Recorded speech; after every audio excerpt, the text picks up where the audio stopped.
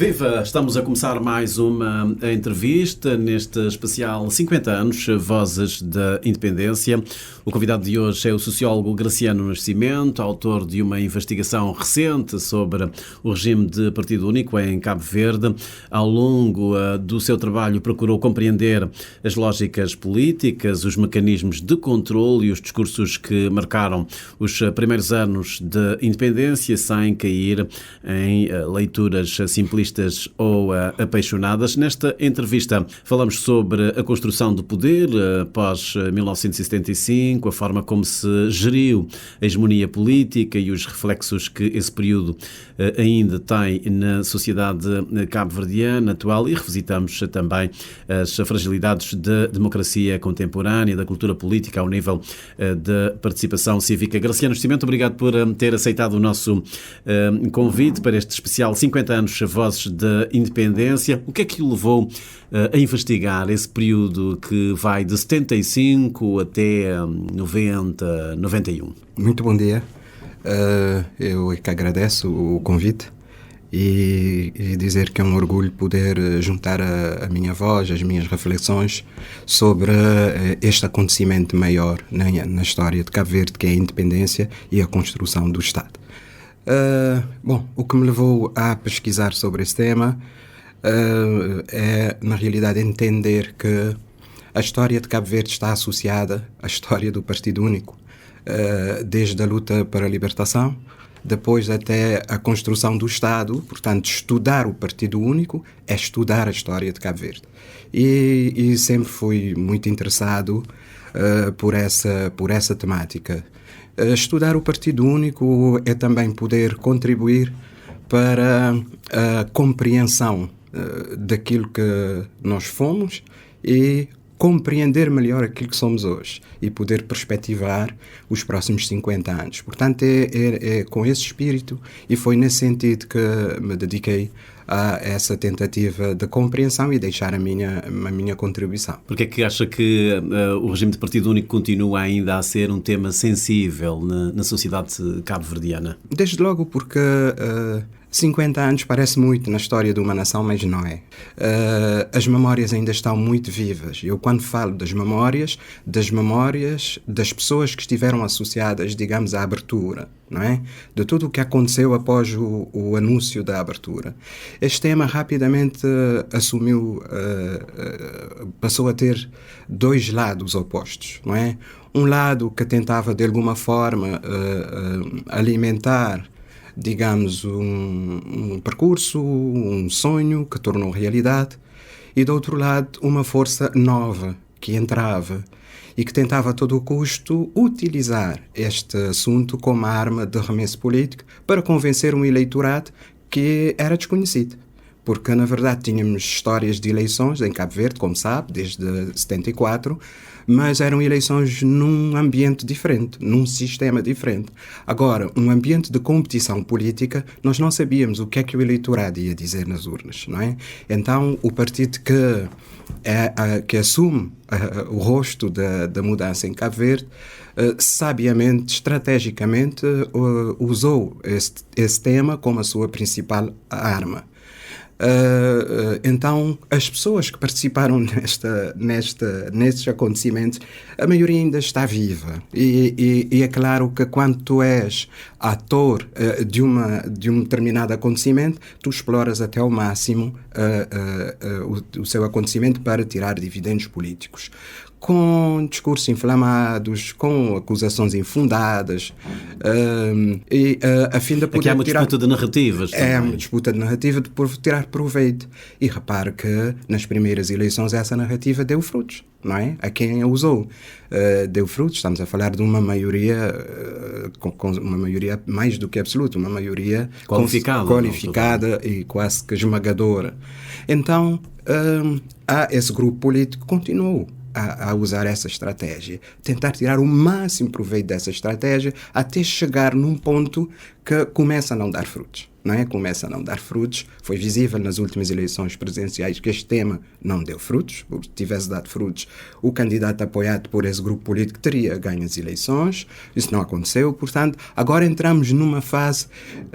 Lembra-se quando há fogos de artifício no fim do ano, que há aquele momento de auge do fogo de artifício, que todo mundo bate palmas e clímax, mas depois há uns que não conseguem entrar. Há fogos que não são explodidos na altura e depois começam no fim a tirarem, portanto, às vezes um, de vez em quando, às vezes outro já não tem piada nenhuma. Digamos que esse debate entrou nesta fase. Apenas há uma ou outra pessoa que tenta ainda explorar alguma coisa dessa narrativa, de um lado.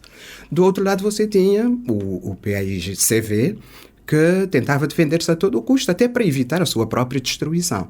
Mas é curioso, porque após a abertura, entramos num ciclo político dentro do PAICV, que este tema passa a ser tabu dentro do PAICV. Porque há uma nova liderança dentro do PAICV que, de alguma forma, tenta... Há gente que quer renegar completamente e livrar-se por entender que esse tema lhes seria um prejudicial.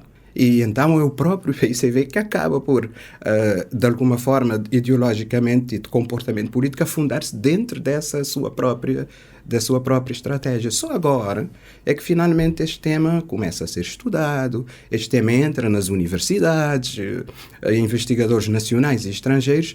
Estamos a caminhar, estamos a entrar numa nova era em que esse tema será analisado sem essa clivagem, digamos assim, de um lado e de outro. Eu acredito que este tema deixará de ser tabu dentro de pouco tempo. Mas nós podemos delimitar, traçar aqui um horizonte temporal. Quando é que, de facto, surge o Partido Único, que vem desde os tempos da luta, ou o Partido Único aparece com o 5 de julho de 75 e depois, digamos, oficializado com a LOP, a Lei de Organização Política do Estado? Há quem diga que o Partido Único tem o seu início com a tomada da Rádio Barlavento. Aí o regime já mostrou ao que vinha. Eu já ouvi esta abordagem. É pena que pensadores seguem este caminho, mas prefiro não comentar sobre isso. Não faz sentido, esta análise não faz nenhum sentido. Porquê? Eu já lhe digo, nas várias conversas que eu tive com o Dr. Onésimo Silveira, com o pensador Onésimo Silveira, ele me disse, um dia eu disse, doutor, mas o Partido Único começa quando? O Partido Único começa com a fundação do PAIGC. O Partido Único começa com a luta de libertação. O regime de Partido Único que tivemos em Cabo Verde, de 1975 até a abertura política, é um Partido Único que veio da luta de libertação. Portanto, quando o Partido Único é instaurado em Cabo Verde, o partido já era único, porque na verdade foi o único partido que lutou para a independência de Cabo Verde. E eu tenho uma frase na abertura do meu livro, de um pensador, Giordano Bruno, parece-me, que diz, é ridículo pedir a quem tem o poder para mudar o poder, não é? Portanto, a mudança de poder acontece só quando há condições para isso, não acontece por decreto. E então o Partido Único que tivemos em Cabo Verde é filho, claro, do Partido Único da luta de libertação. Mas não havia condições nesse período de transição que vai do 25 de Abril até 5 de Julho de 75, tendo em conta que havia aí uma efervescência, um ambiente de debate político, com comícios, saraus, com partidos sempre à volta do regime do Partido Único, sempre à volta do Partido Único. Os registros que nós temos, repara, haviam iniciativas de partido, não é? Que alguns deles eram partidos criados pela própria colónia portuguesa, próprio Portugal, precisamente uma estratégia que se encontrou na altura para não deixar o PAIGC sozinho na discussão, nas negociações para a independência. Está a falar da UDC, neste caso. Sim, neste caso. E depois você tinha o CID, certo? Portanto, que provavelmente nesta ótica que você está a referir-se, seria o partido mais sério, entre aspas, ou seja, com alguma capacidade organizativa, mas fora do país. E, na verdade, não podemos pedir na altura, não visto agora. Temos que analisar os fatos históricos no seu contexto, onde acontecem, não é? Era impensável pedir aos dirigentes do PAIGC, meus senhores, ok, vocês já lutaram para a independência, já muitos dos vossos colegas ficaram mortos, portanto, durante a guerra, mas agora vamos abrir isto aqui aos outros partidos que estão aqui. As coisas não acontecem assim na história. As coisas não acontecem. E, na realidade, todos os dados existentes mostram que no momento da independência, 75, 76, não havia nenhuma condição para se instaurar um regime multipartidário em Cabo Verde, sob pena do Estado não ter-se constituído como tal e de sermos hoje uma república parecida com muitas que temos nesta África de antigas colónias. Alguns cientistas também, investigadores que estão debruçados sobre esse período e sobre o regime de partido único, fazendo a comparação, cotejando com outras realidades, dizem que em Cabo Verde, portanto, o regime de partido único não teve a mesma virulência, deixe-me utilizar esta expressão, com o que aconteceu noutras regiões do mundo, não apenas em África, com fuzilamentos, com valas comuns. Qual é que é a avaliação que faz a essa distância? Que tipo de regime é que nós tivemos? É uma análise pensada, é uma análise séria, porque, na verdade, nós avaliamos os sistemas, nós avaliamos os acontecimentos, os sistemas pelos acontecimentos, não é? E os registros que nós temos em Cabo Verde durante a vigência do regime de partido único levam-nos neste sentido. Porquê? Por alguns fatores. Entre eles, desde logo, a nossa cultura. O povo cabo-verdiano é um povo pacífico, de alguma forma. Culturalmente diferente desses maus exemplos que nós temos. Tem que ser dito isso. Mas também por uma postura muito séria e muito equilibrada dos primeiros dirigentes do PAIGC. Quando você consulta várias fontes, você encontra essas referências de Aristides Pereira, de Pedro Pires, de tentar manter uma certa calma e de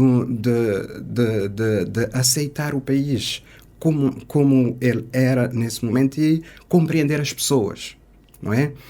Mas esta também é uma filosofia que já vem da luta de libertação. É só ler Amílcar Cabral, é só ler depoimentos de vários combatentes, várias ações, embora estava-se numa guerra, várias ações que Cabral traçava na luta eram traçadas por forma a provocar menos baixas possíveis na tropa inimiga. Parece um paradoxo, não é? Parece um paradoxo, porque a lógica de Cabral era que esses combatentes portugueses que estão aqui estão a combater contra a sua vontade. Estão a defender um regime, não estão a defender um povo. E então, vamos apenas... Eu dizia que a nossa luta não é contra o povo português. É a frase certa, exatamente. Então, esta prática já vem dos tempos da luta de libertação. Então, quando o governo instala-se em Cabo Verde, quando o regime instala-se em Cabo Verde, sem deixar de ser um regime autoritário. Não estou aqui a defender que o regime era... É autoritário ou totalitário? É um autoritário. O José Tomás Veiga fala em totalitário. Não, isso é falar de... Associar o regime de partido único de Cabo Verde aos regimes totalitários é não respeitar os conceitos, da minha opinião. Portanto, os conceitos são claros, nós não criamos conceitos na nossa cabeça, usamos os conceitos que diferencia esses conceitos já agora? Os regimes autoritários são regimes que tentam estar próximos das pessoas. Por mais que queiramos só consultar, são regimes que tentam estar mais próximos das pessoas, que usam como estratégia estar próximo das pessoas. Os regimes totalitários são regimes que reprimem as pessoas, que matam as pessoas, que executam as pessoas. Portanto, é o totalitarismo. O autoritarismo tem essa diferença. É só consultar autores consagrados para encontrarmos a diferença entre esses dois conceitos. Mas eu estava a dizer, portanto, há essa parte cultural, há essa postura dos dirigentes de Partido Único em Cabo Verde, que era uma postura completamente diferente, para melhor, do que as posturas dos dirigentes do Partido Único na Guiné, por exemplo. É só compararmos, não é? Para ver que essa clarividência, essa postura de alguma contenção dos dirigentes do regime de Partido Único são os responsáveis para que o regime de Partido Único em Cabo Verde não tenha sido igual do que os outros regimes de Partido Único. Sem descurar as derrapagens do regime, como chamava o Dr. Onésimo Silveira, as derrapagens do regime, que em fala muitas... de derrapagens são as arbitrariedades, exato, que é muitas... a violação de alguns direitos humanos, que de resto suscitou também a intervenção da Amnistia Internacional, houve prisões em 77, em 79, houve também aquela revolta da reforma agrária em 81. Acha que são essas as derrapagens, os excessos? São claramente os excessos que devem ser compreendidos dentro, portanto, daquilo que é a filosofia dos regimes autoritários também. Agora, tentando explicar essas derrapagens, esses excessos, temos que recuar no tempo. Quando Cabo Verde tornou-se independente, em 1975, logo de seguida, você tem memória, não teve memória, mas estudou de certeza, claro, que rapidamente, o que é que nós tínhamos na cidade da Praia? Tínhamos as embaixadas dos países mais poderosos do mundo, num país que tornava-se independente e que ninguém dava um tostão. E que ninguém acreditava, a comunidade internacional acreditava que esse país se tornasse num Estado autónomo. O que é que os países vieram aqui fazer? Okay? Havia esse ponto de interrogação na cabeça dos dirigentes do regime de partido único. E no povo, na própria população. Daqui a pouco falaremos com certeza na relação entre o partido e a população. Havia essa inquietação. Portanto, havia um espectro permanente de evasão. Mas a presença dessas embaixadas também, ou dessas representações, pode-se explicar, mas estávamos no contexto da Guerra Fria. Então, isto é precisamente por isso. Então, você tem uma Guerra Fria, tem uma Guerra Fria entre dois blocos importantes. Cabo Verde tem uma posição estratégica, então havia um medo de invasão. E então criou-se uma polícia política, como em todos os regimes de partido único, e muitas das derrapagens que vão acontecer giram à volta também desse sistema de segurança interna. Então, perante esse medo de invasão, qualquer ação de cidadania que pudesse sequer pôr em causa essa estabilidade foi visto dessa forma, que o próprio Aristides Pereira, antes de morrer, reconheceu que houve exageros, não é? As palavras são dele. E sim, essas derrapagens contribuíram para grandemente criar lentamente então, ao condições do que se diz, para a queda esses exageros, essas arbitrariedades eram do conhecimento, digamos, das autoridades, da cúpula. Da cúpula, sim. Não se pode dizer que aquilo foi cometido pela polícia política, pelas milícias, que eles não tiveram conhecimento, não. Uma espécie de voluntarismo que eles não tinham. Em muitos casos, sim, muito voluntarismo, mas claro que essas informações acabavam por chegar na cúpula.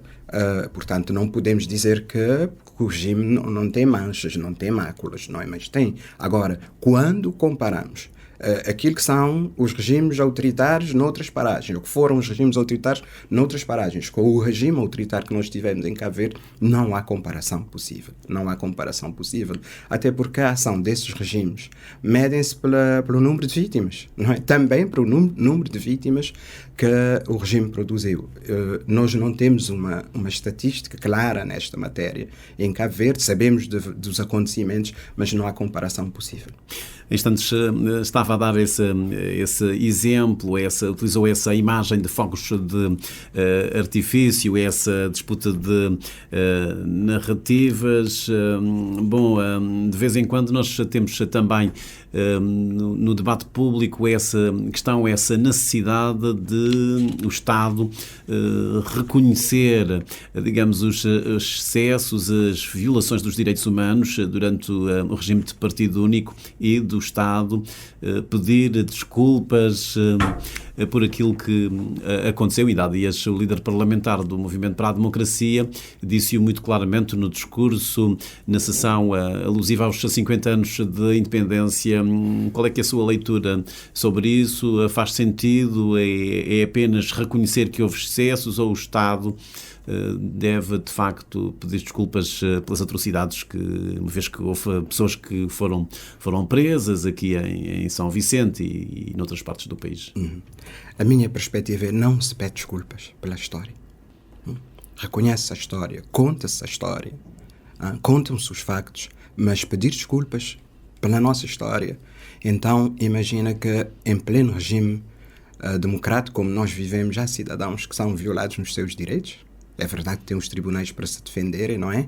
Mas pedimos desculpas sempre que um cidadão vê o seu direito, de alguma forma, posto em causa. Não devemos pedir desculpas. Devemos escrever a história da forma como foi, contar a verdade e deixar que... Mas acha que é neste momento uma tentativa de branquear a história, aquilo que se passou? Não há. Não acredito que haja. Eu acho que eu tenho informação que vão sair muito brevemente 3 testemunhos pessoais que vão ser muito, muito importantes para nós compreendermos muito daquilo que foi o regime de partido único, a luta. O do Silvinho da Luz vai sair já. Sim, não sei se refere a...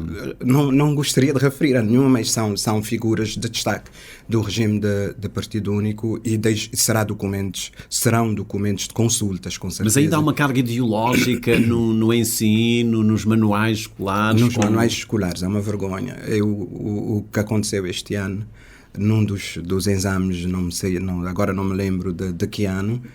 Um exame de História, 12º, está a referir-se a essa passagem a Carlos Veiga. É claramente não se devia ter feito isso? Não, nunca. Mas Carlos Veiga não é um dos pais fundadores da democracia? Não há pais fundadores da democracia. Não há pais fundadores da democracia. A democracia é fruto de um percurso, de uma etapa. Mas uma vez havia muitas referências aos combatentes da liberdade da pátria. Sim, Carlos, é tal euforia que nós falamos, faz parte dessa euforia da independência que compreende. Eu compreendo também a euforia da mudança. Agora, num manual escolar, num texto escolar, o meu filho, quando estudava, acho que era 7º ou 8º ano, chegou em casa com uma cópia do quadro da sala de aula, dizendo que o primeiro presidente da República de Cabo Verde foi Mascarenhas Monteiro. Não é correto. Isso é falsear a história, branquear a história. É dizer que quem foi o primeiro presidente da República de Cabo Verde, explicar o contexto que ele foi e dizer que Mascarenhas Monteiro foi o primeiro presidente de Cabo Verde no Cabo Verde pluripartidário. E isto é que é escrever a história, sabe? Sim, isso é que é Facto, escrever. sim. Sim, sem branquear. Agora, há determinados demarches que, na realidade... Mas a história vai corrigir a si própria, sabe? Isso vai desaparecer, estou convencido. E em instantes estava aqui precisamente nesse exercício teórico de clarificar esses conceitos, o totalitarismo e autoritarismo, e dizia que um regime autoritário, portanto, é aquele que se aproxima dos... Legitima-se constantemente. Que se legitima, exatamente. E ia perguntar-lhe que dispositivos é que o Partido Único utilizou durante esse período para se legitimar junto das populações. Nós sabemos que houve a criação de muitas organizações de massa, JAC-CV, o PAD-CV, o MCV, quase que não havia espaço, digamos, para a autonomia do cidadão e desses movimentos cívicos. Começando do princípio, é inquestionável, os documentos demonstram isso, o nível de aceitação que o PAIGC tinha, em 1975, 76, 77, 78, era inquestionável. Portanto, o primeiro nível de legitimação... Quase toda a gente queria a independência. Exatamente. E aceitava. Sim. Aceitava. Portanto, os primeiros anos de Partido Único é quase que há uma legitimação natural. Certo? Tudo bem. Depois, natural, histórica e revolucionária. Exato, já agora, exatamente. Até porque se falava na democracia nacional revolucionária. Exato. E numa conversa com Olívio Pires, um dos grandes pensadores do PAICV, ele me dizia assim, Graciano, durante muito tempo o Partido Único nunca sequer foi discutido, muito menos questionado. Portanto, havia essa relação. Depois, que mecanismos concretos é que o regime, na realidade, adotou para essa legitimação? Essas organizações que você fala, a Organização de Juventude, a JAC-CV, que a esmagadora maioria dos jovens dessa altura pertenceu. Ao PAD-CV. Exato, os pioneiros, não é? Pois ainda hoje há muita gente eu fui pioneiro. Exatamente, e dizem com orgulho. Curioso, não é? E dizem com orgulho. Veja o trabalho que você diz na sua na sua introdução, quase que retirando espaço, não é? Mas não era obrigatório entrar para essas organizações, mas havia, na realidade, pressão para entrar, não é? Veja o trabalho que a JAC-CV fez durante muito tempo, no desporto, na cultura. Ainda vivemos hoje, ainda tiramos proveito hoje de várias atividades criadas nesta altura. Na cultura, dou-lhe o exemplo de Todo Mundo Canta, não é? É uma criação da JAC-CV. Torneios de futebol, infraestruturas que foram construídas. Eu lembro-me aqui em São Vicente do Polivalente da JAC, que hoje é um armazém de construção, de venda de materiais de construção, não é? Portanto, há, na realidade, essas instituições. A própria MCV nasceu também nesta ótica. Os sindicatos também nasceram. Portanto, estou a falar de exemplos, de mecanismos de legitimação. Mas eu quero falar de uma coisa que pouca gente fala. Mas, felizmente, que agora começamos a falar, nós, os académicos, os mecanismos de legitimação das listas para as eleições legislativas. Hoje, o que é que acontece nos partidos, em pleno regime democrático? As listas são criadas dentro das estruturas partidárias e são aprovadas pelas comissões políticas. Há aqui um centralismo. Exatamente. Um centralismo democrático. Na altura, as listas eram propostas pela direção partidária, em cada ilha, e as listas andavam de bairro em bairro, em discussões com a população. Está documentado, eu não estou a inventar nada, está documentado, onde os nomes das listas eram discutidos. E alguns nomes, na sequência dessas discussões, eram retirados e outros eram acrescentados. Não é? Quando eu consulto vários documentos da altura, nas reuniões partidárias, sabe qual era o último ponto das agendas das reuniões? Crítica e autocrítica. Há até várias anedotas nesta matéria. Um dia hei de escrever um livro só sobre isso. E aí as pessoas eram criticadas diretamente. Os dirigentes do partido eram criticados diretamente. E, na maioria das vezes, eram críticas positivas, não é? Mas, olha, de vez em quando mas as coisas se controlavam. Mas o que estava a dizer é que o modelo que persiste até hoje, da escolha dos nomes para as listas, que aquilo às tantas acaba por desembocar ou na comissão política. Ou seja, está a dizer que uma vez havia discussões, os nomes eram socializados. Dos mecanismos de limitação eram socializados e havia consequências. Hoje não são. Hoje são discutidas, portanto, nas comissões políticas regionais e depois enviadas para as comissões políticas nacionais, que acabam por mudar umas pedras, não é? Na última hora, para o desagrado, às vezes, das regiões, e a lista está pronta. Na altura havia mais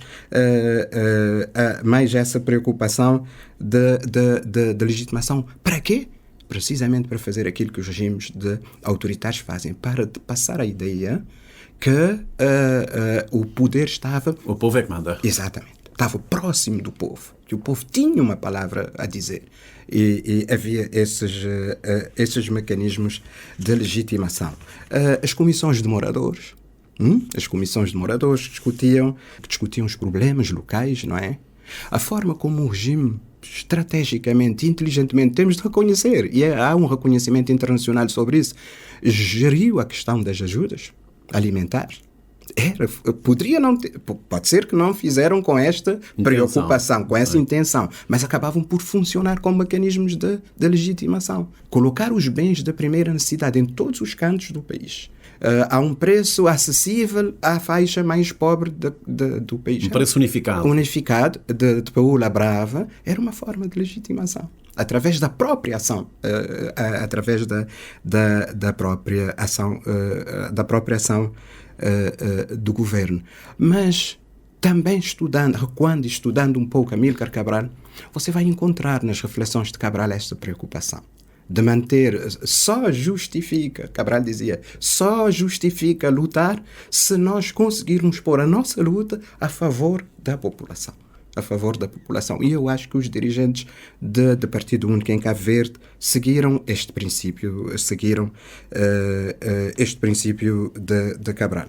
E eu vou lhe dizer, Carlos, para fecharmos esta parte, o PAI-CV só não desaparece em 1991, porque havia esse trabalho que foi feito de legitimação durante o tempo do Partido Único e que foi, graças a esse trabalho, manteve-se, digamos, a estrutura umbilical de suporte ao PAICV que faz com que o PAICV não tenha desaparecido em 1991. Porque se não houvesse essa aproximação, se não tivesse tido essa aproximação ao longo dos anos de regime de partido único, as pessoas teriam abandonado o PAICV. Muitos saíram, é verdade, tu sabes, não é? Muitos foram-se embora, foram até constituir outras forças políticas, mas aquilo que manteve vivo, e daí essa designação do PAICV como raiz da tambarina, não é? É graças a todo esse processo de legitimação que nós observamos durante os regimes de partido único, ficou a base, ficou a raiz, e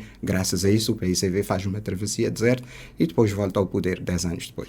Mas ainda há instantes estava a falar dessa euforia, toda a gente, às vésperas do 5 de julho, era favorável à independência, tomarmos o destino nas nossas mãos, havia uma esperança. Acha que os cabo-verdianos estavam, de facto, à espera da instauração de um regime de partido único? Queriam a independência, obviamente, libertar-se do jugo colonial, mas, de certo modo, essa esperança foi correspondida com o regime que foi implementado em Cabo Verde? Houve um assalto à esperança?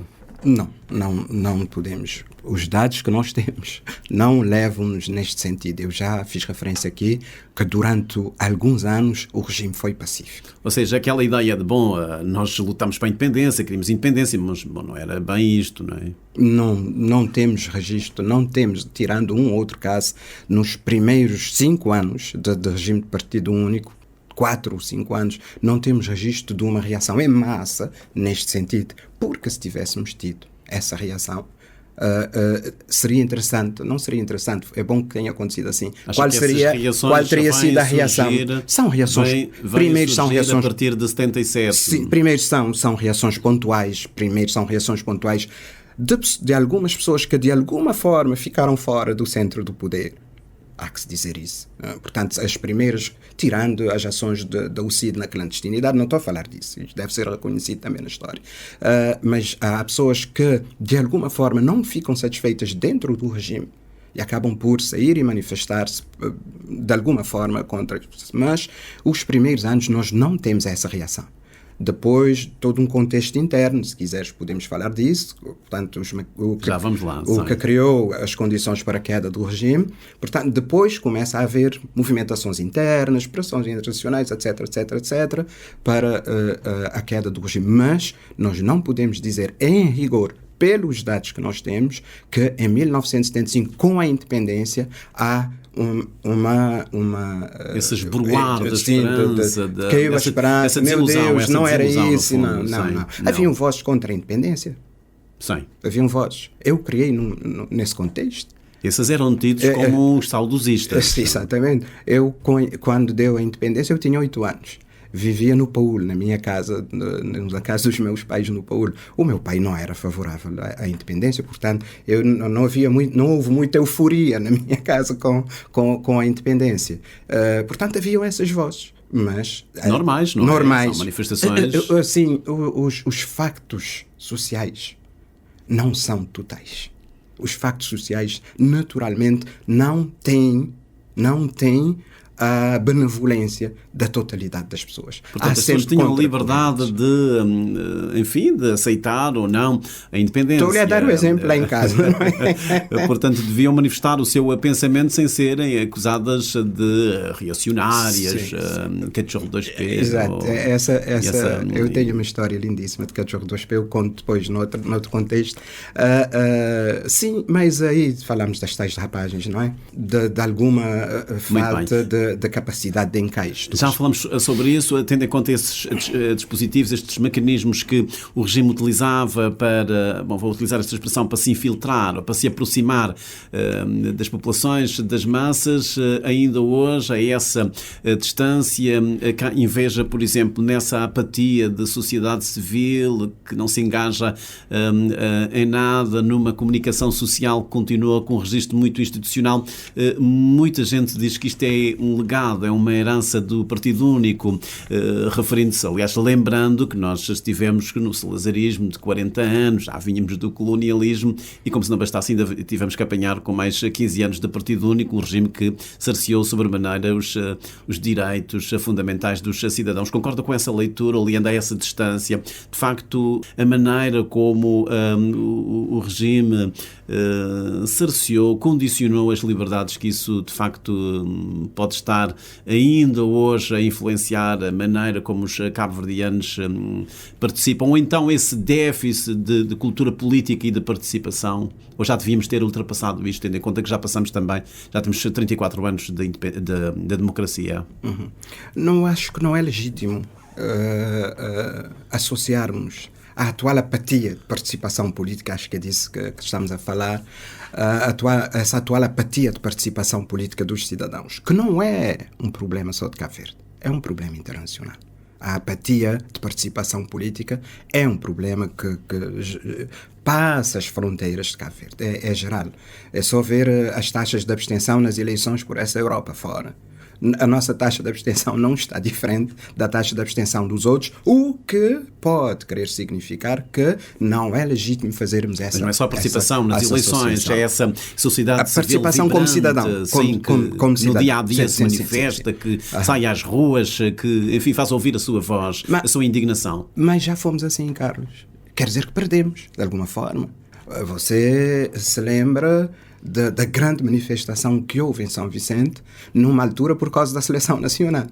As pessoas saíram à rua, né? As pessoas saíram à rua. As pessoas já saíram à rua noutras ocasiões. Significa que já tivemos esta perspectiva de participação. Não temos agora. Falamos das organizações de massas do regime de Partido Único, as sessões que todo mundo canta, torneios interilhas, Taça Amílcar Cabral, etc., movimentavam muita gente. As pessoas participavam como cidadãos. E, de repente, na realidade, o contexto é outro. Há outras formas de participação. Mas estou a sair, com iniciativas de sair às ruas, questionar políticas públicas, perdemos, claramente. Eu acho que perdemos, já tivemos. Repara as contestações no fim do segundo mandato do primeiro governo do Movimento para a Democracia. As contestações no terceiro mandato do governo do PAICV. Houve várias.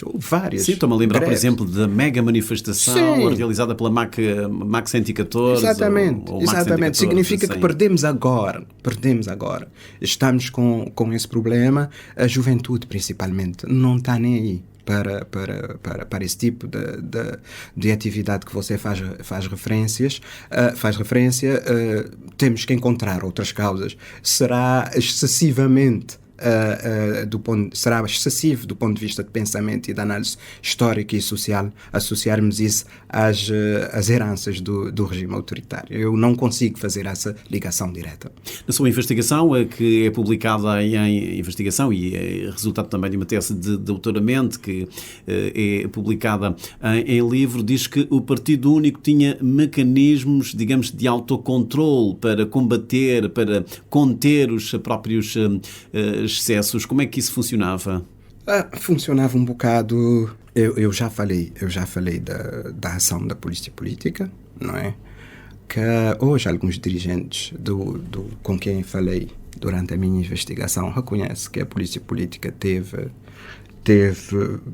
mal em alguns momentos, não é? Mas mecanismos de contenção. Por um lado, nós tínhamos os dirigentes partidários locais, depois nós tínhamos os secretários. Eu ia chegar lá, não é? Portanto, o poder distribuiu-se, não é?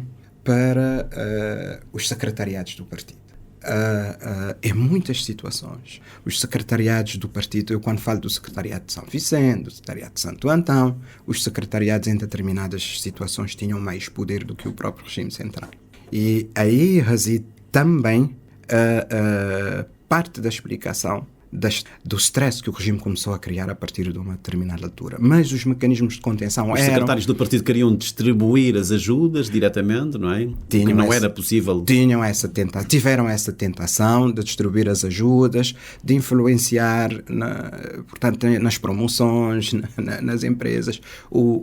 Muito do poder do regime de partido único era exercido a partir dos secretariados do partido.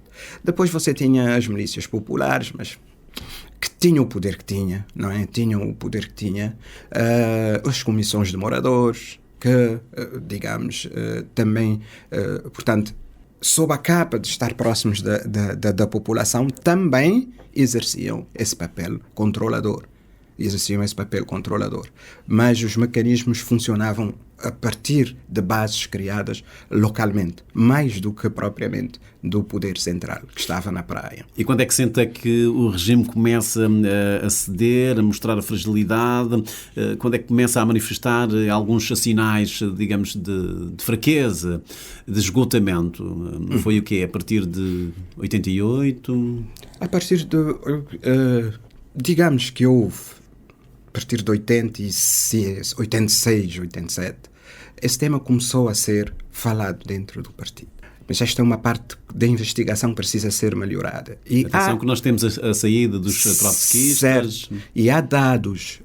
Essa parte ainda está por estudar bem. Porque há alguns dados que mostram que a saída desses membros do partido, embora falei com alguns e eles não assumem essa explicação, tenha sido provocado por perda de espaço desses indivíduos dentro do próprio regime. Porque há alguns dados que mostram que provavelmente se teria discutido antes a possibilidade de uma abertura pluripartidária dentro do partido. Alguns dizem, bom, o que é que nós estamos a fazer aqui, tendo em conta que a primazia, os melhores lugares é para o pessoal que andou a lutar na Guiné. Portanto, há dados nesse sentido que quando se começou a falar da abertura, os primeiros que se posicionaram contra a abertura foram os mais jovens. Foram precisamente aqueles que reivindicava para eles a legitimidade política.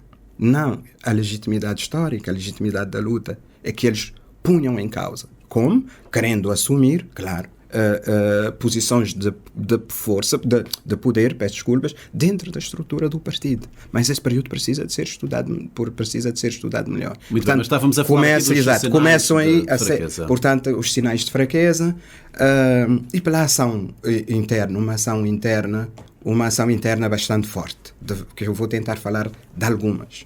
Uma coisa que também vamos ter que estudar muito bem. Primeiro, a pressão da administração pública. A partir de um determinado momento em que a administração pública percebe que os secretariados do partido afinal estavam a mandar mais na administração pública ou queriam mandar mais na administração pública do que a própria administração, a administração pública começa a criar barreiras aos secretariados do partido.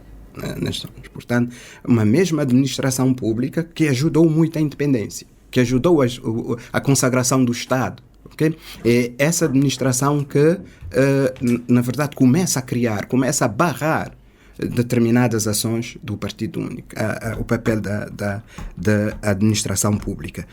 A ação, temos de dizer isso, embora há algum tabu em falar disso, a ação da Igreja Católica. A Igreja Católica que nós tínhamos em Cabo Verde era uma extensão da Igreja Católica colonial portuguesa.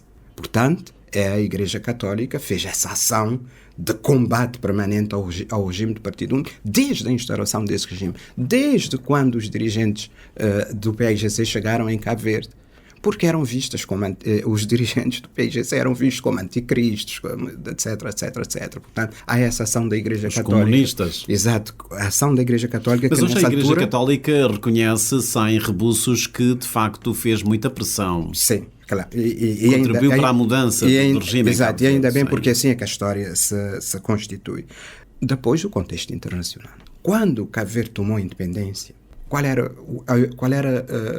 o que é que o contexto internacional na altura pressionava? Para as independências, o fim do colonialismo, não é? Portanto, o PAIGC tirou proveito dessa aceitação internacional portanto, da independência, a razão pela qual o PAIGC não foi contestado, foi reconhecido como a única força legítima representante do povo cabo-verdiano pelas instituições internacionais. Durante algum tempo, eu tenho alguns no meu livro, 2 documentos, graças ao Wikileaks tivemos acesso, 2 documentos que são 2 relatórios do governo americano sobre o regime de partido único em Cabo Verde. E mostra claramente que eles estavam tranquilos, digamos assim, em relação à natureza e ao comportamento do regime em Cabo Verde.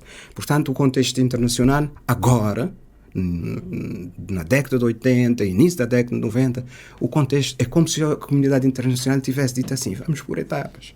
Vamos aceitar primeiro a independência como está, o regime cabo-verdiano como está. Chegado a esta altura, agora é hora de passarmos pelo multipartidarismo. Vêm os ventos da mudança, a terceira vaga da democracia no mundo. A terceira e até agora, que estamos nela, não é? Da democracia. Então, o contexto internacional é claramente para a mudança.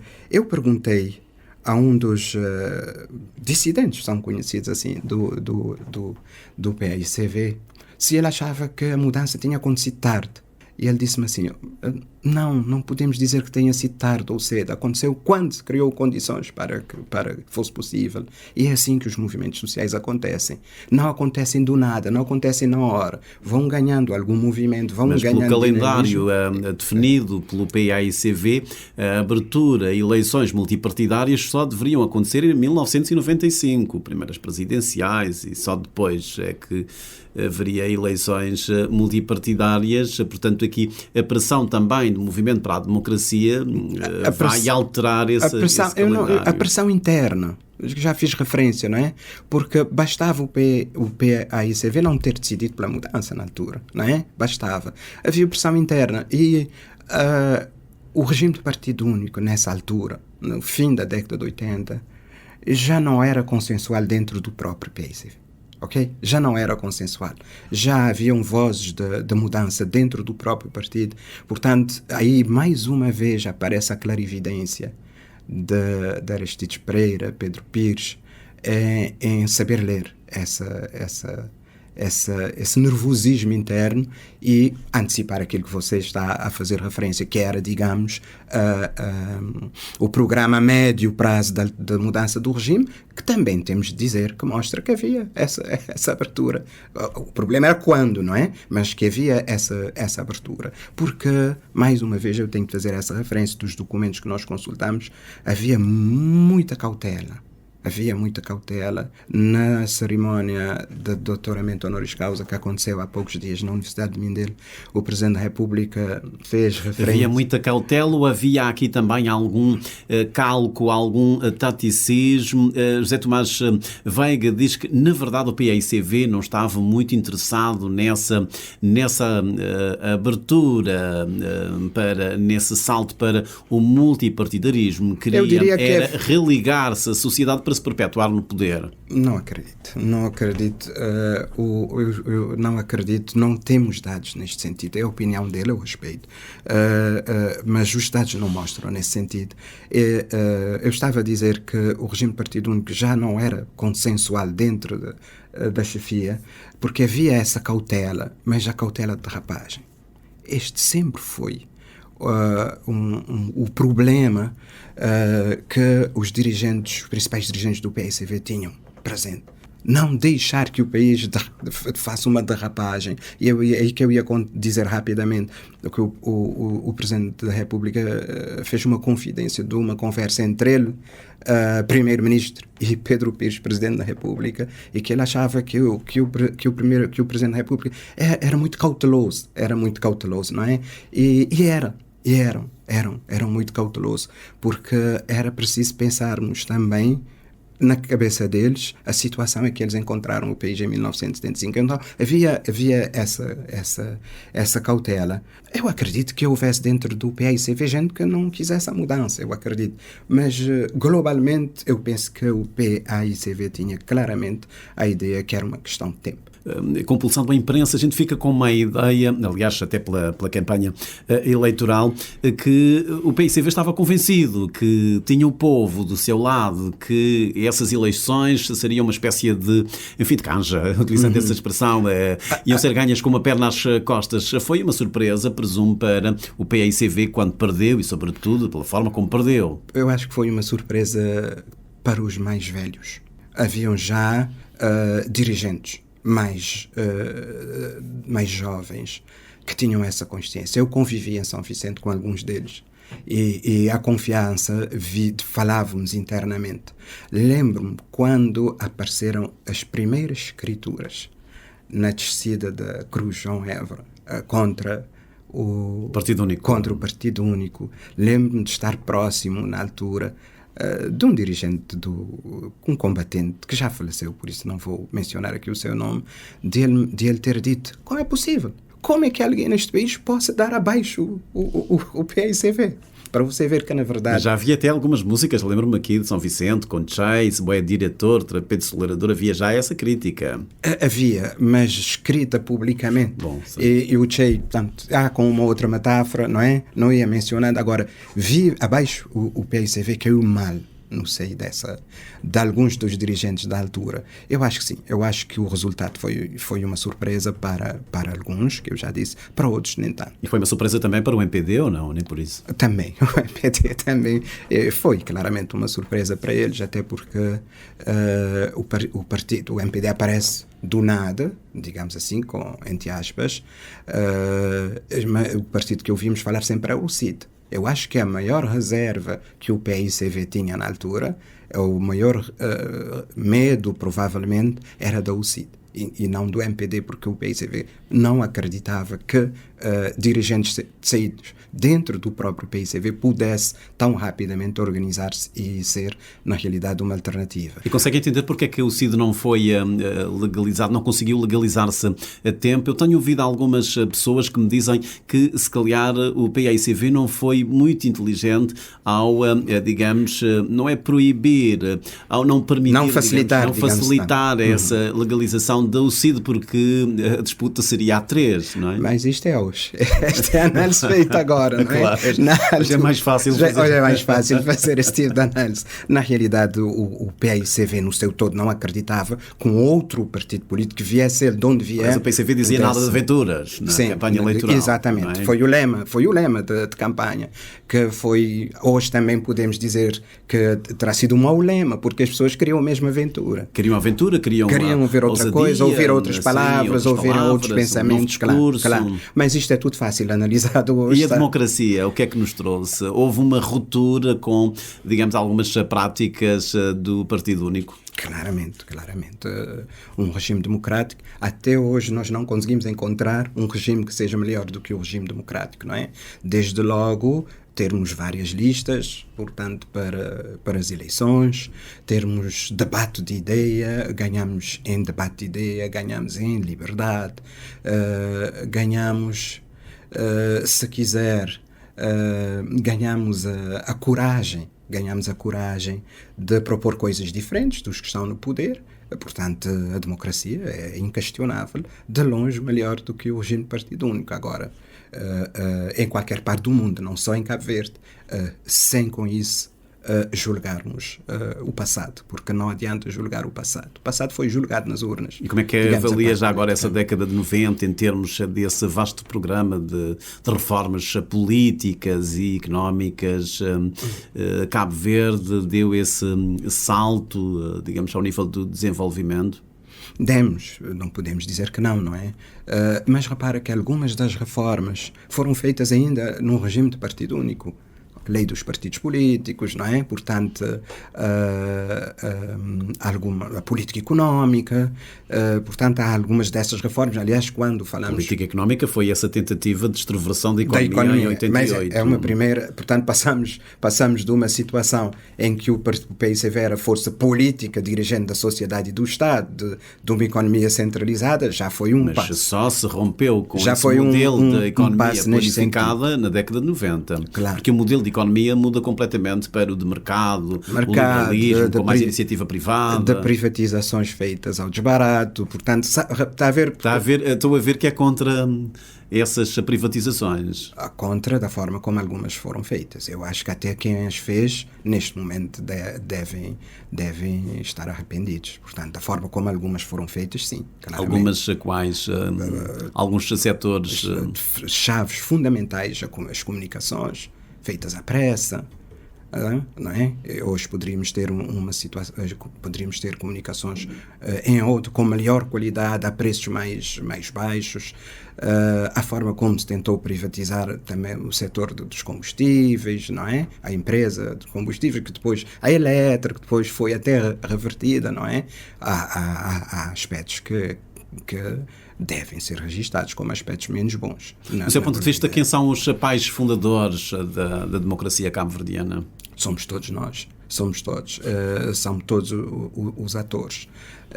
É o PAICV, é o MPD, é o CID, se você quiser, tanto do ponto de vista político, é a população cabo-verdiana que teve a clarividência, que teve a educação de aceitar esses processos de mudança social. Portanto, não há um rosto único. Carlos Veiga, pelo seu contributo... Carlos Veiga, por ter sido o líder, ter sido o líder do Movimento para a Democracia. Mas Carlos Veiga está associado também a alguns acontecimentos do regime de Partido Único. É bom não esquecermos da lei da reforma agrária, por exemplo.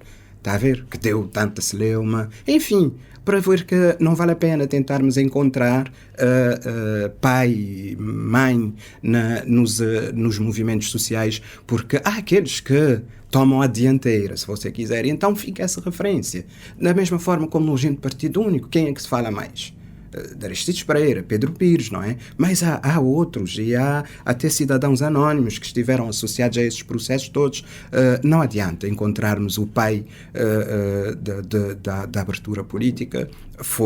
Carlos Veiga tem essa legitimação de ter sido, na altura, o líder da oposição, sem campeões e sem personalizar as pessoas. Carlos Veiga é, sem dúvida, uma figura importante da política cabo-verdiana, eu não tenho dúvida nenhuma. Muito bem. E hoje, 50 anos depois da independência, como é que olha para este percurso? O que é que, enfim, não fizemos e que deveríamos ter feito em termos de reformas? Como é que olha para este Cabo Verde? Temos tido alguns dados que são preocupantes, a diminuição da confiança dos cabo-verdianos nas instituições. O que é que isso temos outros dados bons também. Sim, claro. Temos agora a classificação como país de rendimento médio alto. Exato, vamos ver como é que conseguimos traduzir. O desemprego está nos 8%. Sim, mas ainda continuamos com disfunções, se você quiser, no mundo laboral bastante grande. Mas começando do princípio, temos ganhos nos 50 anos de independência que são inquestionáveis. Não é? São inquestionáveis. Primeiro ganho. O acabar com o espectro da fome em Cabo Verde. Temos que falar disso. E isto é mérito do governo da altura, não é? Acabar com esse espectro da fome que matavam, que dizimavam as populações. É o primeiro grande ganho. Já antes de independência já não havia fome. Não? Havia, sim, claro que havia.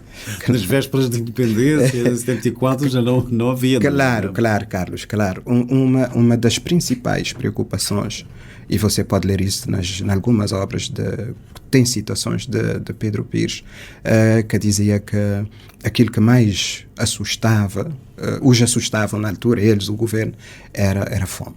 Porque haviam claramente as heranças. Se calhar estamos aqui a falar de fome, com aquelas mortandades. Certo, porque problemas ainda temos. Problemas nesta data ainda temos. Sim. Mas poderia-se rapidamente regressar. Regressar a essa condição, não fosse, digamos assim, portanto, o espectro da insegurança e da fome foi completamente banido. É o primeiro grande ganho. Ainda que hoje continuamos com alguns problemas nessa matéria, mas que com certeza serão ultrapassados. O investimento feito na educação, extraordinário. passamos de situações muito preocupantes para situações boas. Portanto, somos mais instruídos hoje, 50 anos depois, não é? Morremos cada vez mais tarde, não é? A esperança de vida aumenta. Significativamente. Os nossos meninos, as nossas crianças, até o primeiro ano de vida, morrem cada vez menos, embora ainda temos desafios nesta matéria, e aprendemos a sonhar nestes 50 anos e a realizar os nossos sonhos. Eu acho que são os grandes ganhos da independência. Ainda temos alguns problemas de insegurança, de criminalidade. Certo, estes são os desafios que nós temos, a questão do tráfico de drogas. Não é? A questão do tráfico de drogas são grandes desafios que nós temos. O consumo exagerado do álcool na juventude é outro grande desafio que nós temos. Esta questão da insegurança que você já sublinhou, principalmente a insegurança urbana, que está associada de alguma forma ao tráfico também, ao tráfico de droga. E temos um outro grande desafio, que é formarmos políticos com melhor qualidade. Nesta parte estamos um pouco parados no tempo. A classe política precisa de reinventar-se. Precisamos de deputados com outra capacidade, com outra maturidade, com outra capacidade de discutir a nação. Portanto, aí mas o político forma-se ou nasce político? Está em carisma? Forma-se. Esses políticos, consegue mobilizar as pessoas? Esses políticos tem o dom da palavra, da comunicação? Esses políticos que nascem, a história vai produzindo alguns de 100 em 100 anos. E aí eu não vou citar nomes, porque facilmente podemos lá chegar. Agora, os políticos formam-se, os políticos precisam de estudar, conhecer o país, conhecer os problemas do país, conhecer a economia, conhecer a segurança, políticas de segurança. Precisamos desses políticos, porque é a classe política que nós temos. Isto tem que ser antes, porque já no governo ninguém tem tempo para andar a estudar agora. Tem que ser antes, claro. Porque havia uma coisa que o Partido Único fazia e que os partidos agora não fazem, que é a formação dos seus militantes. Agora, o problema é que neste momento nós temos... Então comunga dessa crítica em como os partidos se transformaram apenas em máquinas de arrebanhar votos e tal, já não formam, não são escolas de virtude para formar as pessoas. Eu vou dizer sem qualquer problema, o CID, o MPD são partidos eleitoralistas. São partidos portanto, o MPD é um partido forte que aparece quando há eleições.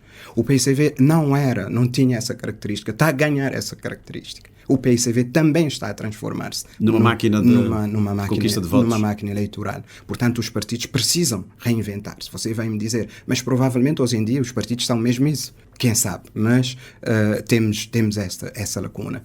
O que é que sugere já agora para a gente qualificar ainda mais esta democracia? Instante estávamos a falar que, enfim, há um déficit de participação política dos cidadãos que se limitam apenas a ir votar de 4 em 4 anos ou de 5 em 5 anos. Precisamos de cidadãos mais ativos, que se interessa, não é pela política, é para o país. Porque ainda não se inventou um sistema democrático em que os partidos sejam dispensáveis, certo? Não conhecemos. Portanto, os partidos fazem a democracia. Então, se os cidadãos também querem uma democracia de qualidade, devem também poder participar, não só no seu trabalho, no seu posto de trabalho, na sua universidade, mas também participando como deputados. Eu falo com amigos do MPD, do PICV, da UCIT, a dificuldade que os partidos têm de fazer as listas. E depois, porque as pessoas não estão disponíveis. E depois, em vez de você ter nos parlamentos... Mas o que nós ouvimos é que os partidos políticos acabam por sufocar a sociedade civil, tomam os espaços todos. Aliás, há exemplos de movimentos cívicos de cidadãos que nascem e de repente desaparecem porque há políticos que se infiltram nesses movimentos precisamente para esvaziá-los. Isso mostra precisamente aquilo que eu estou a dizer, que é a fragilidade dos cidadãos, que é a fragilidade da cidadania. E aí é que nós temos de apostar. Se formarmos um grupo de cidadãos para acompanhar um determinado estado de desenvolvimento de uma determinada área do país e deixarmos esse grupo ser infiltrado a ponto de desaparecer, é porque nós não estamos a ser bons cidadãos. Mas sente que há medo neste momento na sociedade cabo-verdiana? Não acredito. Medo, acho que As nós... pessoas não dizem claramente aquilo que pensam, ficam às vezes atrás de perfis falsos, nas redes sociais. Têm medo de represálias ou isso é um bocado... enfim, não estão muito interessadas. Não há interesse. Eu acho que vencemos o problema do medo em Cabo Verde, definitivamente. Não há interesse. E conversando com os meus alunos agora há dias, dizia-lhes que o mundo está numa encruzilhada. Estamos a atravessar uma reconstrução daquilo que é a humanidade, daquilo que é os Estados, daquilo que são as nações. E ainda não sabemos para onde vamos. Estamos nesta fase. E essas coisas, quando acontecem com maior incidência nas sociedades menos desenvolvidas. Então, sentimos-nos mais. Estamos numa encruzilhada, vamos ver para onde vamos. Ainda não temos bem a certeza. As ameaças são muitas neste momento.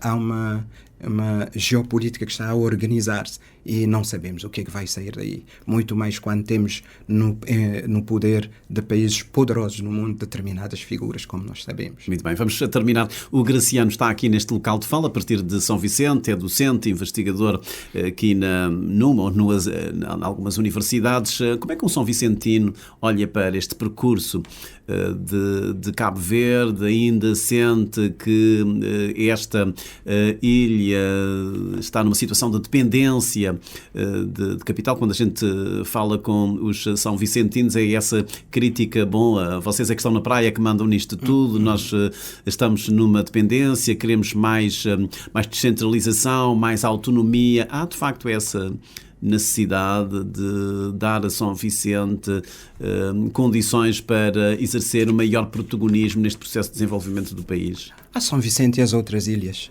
Não é uma questão de São Vicente, mas já que aqui estamos e daqui que estamos a falar, claramente é preciso desconcentrarmos. Há pessoas que não gostam muito de falar comigo esta matéria, porque eu não sou claramente um entusiasta da regionalização. Não? Não. Eu explico, não sou um entusiasta da regionalização no sentido de criarmos mais um poder, de tornarmos ainda mais pesado a máquina do Estado. Eu penso que temos mecanismos, o municipalismo como está previsto ainda pode dar muito mais do que deu até agora. Precisamos de desconcentrar recursos, precisamos de desconcentrar capacidade de decisão. Okay? E para isto não precisamos ter um parlamento regional, não. Precisamos de ter outros mecanismos de passar a capacidade de decisão em muitas matérias às regiões, sem que isso seja necessariamente, sem que seja feita uma regionalização e depois ficarmos com a regionalização no papel e na prática continuarmos iguais. É preciso desconcentrar recursos, é preciso desconcentrar capacidade de decisão. Muito bem, Graciano, só para terminar agora mesmo, daqui a 10 anos acha que nós estaremos aqui de novo a falar dos mesmos desafios ou de outras coisas? Não acredito. Como é que estará Cabo Verde? Estará muito melhor do que está até agora.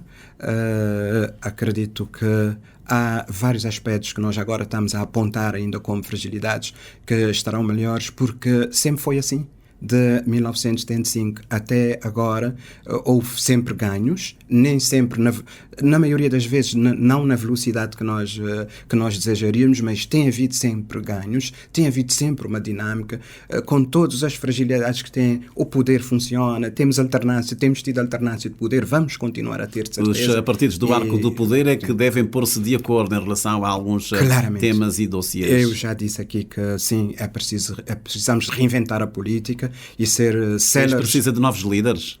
De novos líderes. As lideranças são produzidas internamente. Bom, temos neste momento, no caso de um dos partidos do arco da governação, temos um novo líder, não é?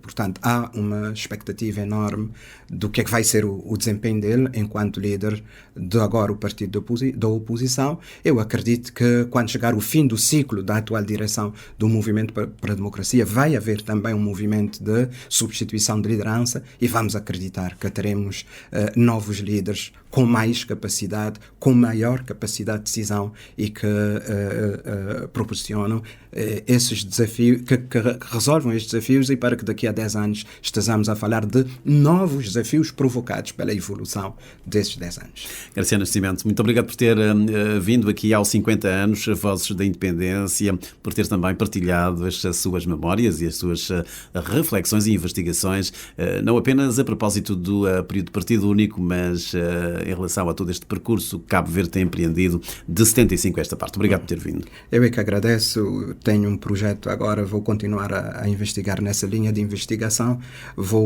Estou agora a desenvolver um projeto sobre o papel da diplomacia na afirmação do Estado de Cabo Verde, e deixo aqui um desafio. Um tema aliciante. Quem tiver documentos que me possam facultar, estarei muito agradecido.